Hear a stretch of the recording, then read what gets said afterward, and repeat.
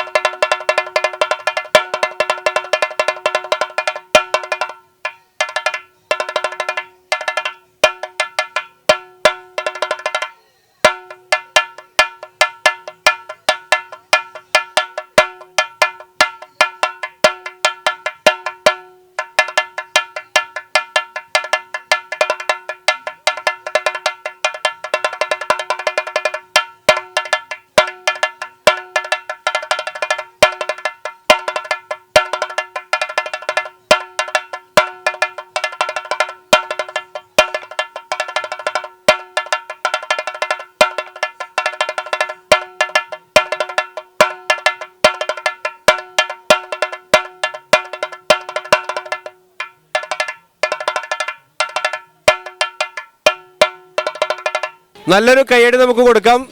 തൃശ്ശൂർക്കാരനല്ല, പക്ഷെ നല്ല തൃശ്ശൂർക്കാരെ പോലെ നന്നായി കൊട്ടുന്നു. തീർച്ചയായിട്ടും തൃശ്ശൂർ ശൈലിയിലുള്ള മേളം എന്നൊക്കെ പറയാം. പിന്നെ നമ്മുടെ തൃശ്ശൂർക്കാരെ ഏത് മേളായാലും ആസ്വദിക്കും എന്നുള്ളതാണ്. തീർച്ചയായിട്ടും.